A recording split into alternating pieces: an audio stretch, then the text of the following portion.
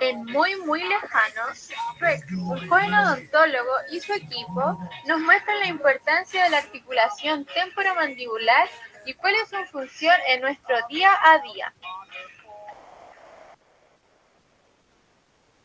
La ATM es una articulación entre la mandíbula y la porción escamosa del hueso temporal.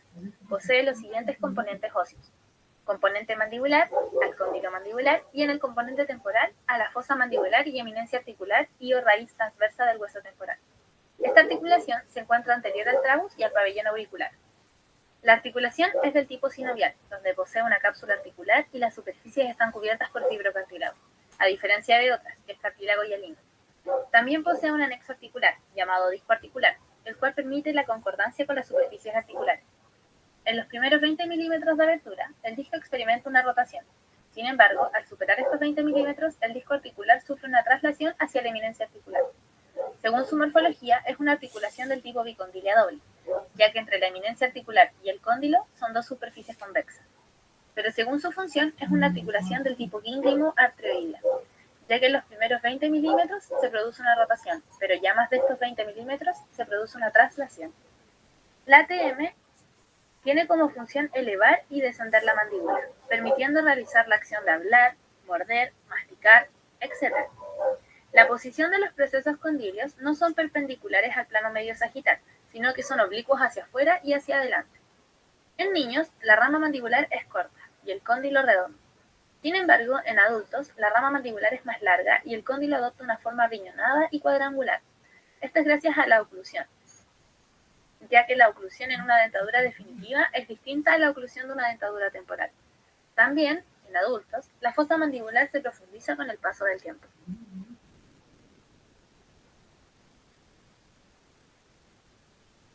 Componentes de una articulación sinovial. Debemos recordar que las articulaciones sinoviales son muy móviles, por lo que tienen una estructuración más compleja para poder suplir dichas necesidades. Por lo tanto, se compone de diferentes elementos. Posee un cartílago articular que se antepone en las superficies articulares para impedir el desgaste óseo. Comúnmente, este cartílago es de tipo cartílago hialino, sin embargo, la ATM es fibrocartílago. También posee una cápsula articular en donde los huesos en sus porciones articulares están unidos por una cápsula articular. En el interior de la cápsula se encuentra la membrana sinovial, la cual produce el líquido sinovial. También presenta anexos articulares, en el caso de la ATM es un disco articular, compuesto de fibrocartílago que se encuentra entre el cóndilo de la mandíbula, la fosa mandibular y la eminencia articular, tal como se puede observar en la imagen. A su vez, este disco articular presenta tres porciones: una banda anterior, una banda intermedia que es muy delgada y una banda posterior. Los componentes de ATM sana a boca cerrada. Tenemos el corte sagital oblicuo. El disco articular está inclinado hacia anterior, dejando la banda posterior en contacto con el vértice de la fosa mandibular y con el vértice del cóndilo mandibular. Detrás de la banda posterior vamos a encontrar el tejido retrodiscal, el cual entrega la inervación e irrigación a la ATM. Esto es importante porque cuando este tejido se interpone entre las superficies articulares nos crea dolor. Existen tejidos bilaminares que unen al disco a las superficies articulares. El bilaminar superior une al disco con la fosa mandibular y el bilaminar inferior al disco con el cóndilo mandibular. También tenemos el corte coronal, el cual el disco articular se posiciona sobre el cóndilo mandibular, cubriendo su totalidad. El disco está contenido por ligamentos colaterales, uno hacia anterior y otro hacia posterior. Y por último, al quedar las superficies articulares separadas por el disco, se identifica un compartimiento supradiscal y un compartimiento infradiscal.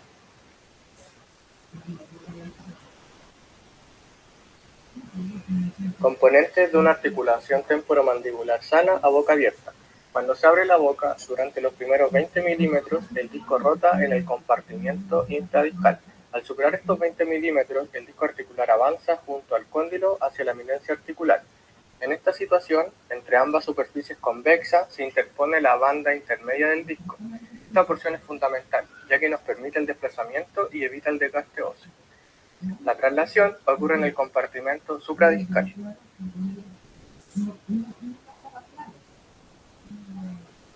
Existen ligamentos que refuerzan la articulación temporomandibular y otros que limitan el movimiento mandibular, como el ligamento temporomandibular, que es un ligamento engrosado en la cara lateral de la cápsula.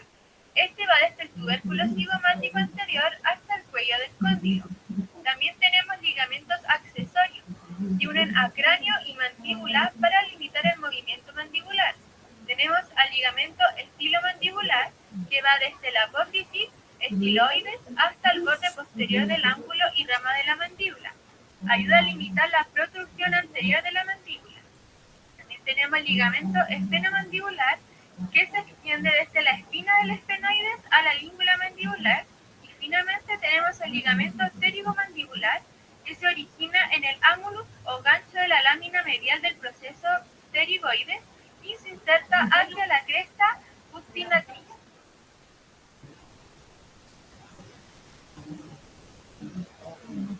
Efectos de la ATM. 1. Luxación discal anterior. Ocurre por una posición incorrecta del disco articular, el cual se encuentra desplazado hacia anterior, por lo cual, al momento de abrir la boca, el disco articular avanza más allá de la eminencia articular, quedando la banda posterior entre la eminencia y el cóndilo mandibular. Esto generará un bloqueo mecánico al momento de cerrar la boca, ya que, como la banda posterior es más gruesa que la banda intermedia, cuesta desplazarse entre ambas superficies articulares. Cuando el disco se recaptura y vuelve a su posición normal, se llama luxación discal anterior con reducción. Esta se puede identificar con el sonido de un clic en el paciente, al momento de cerrar la boca. Sin embargo, cuando el disco se mantiene en una posición anormal, se llama luxación discal anterior sin reducción, ocasionando una limitación en la apertura mandibular. Número 2. Luxación articular. Ocurre cuando el cóndilo queda anterior a la eminencia articular, ocasionando un desencaje de la mandíbula, ya que el cóndilo no puede devolverse a su posición original en la fosa mandibular. Para volver a colocarlo, la mandíbula debe llevarse hacia anterior, luego descenderla para posteriormente llevarla hacia atrás, para así encajar correctamente la mandíbula. Número 3. Apertura con desviación mandibular con o sin corrección de la línea media. Este defecto se identifica cuando el paciente, al momento de abrir y luego cerrar la boca, la mandíbula se desvía hacia el lado. Si la mandíbula se desvía y luego vuelve a su posición centralizada, se llama apertura con desviación mandibular con corrección de la línea media. Sin embargo, cuando la mandíbula desciende desviada y no vuelve a su posición centralizada, se llama apertura con desviación mandibular sin corrección de la línea media. Esta alteración puede ocasionarse por dos situaciones. Número 1. Luxación discal sin reducción. El lado hacia donde se desvía la mandíbula me indica la ATM afectada, ya que, al limitar la apertura localizada, la ATM sana avanza normalmente, mientras que la ATM afectada no se mueve, ocasionando la desviación de la mandíbula. Número 2. Alteración muscular. Ocurre una contractura en el músculo pterigoideo lateral, el cual se encarga de la protrusión de la mandíbula. Cuando falla uno de estos músculos, se ocasiona una rotación lateral contralateral de la mandíbula.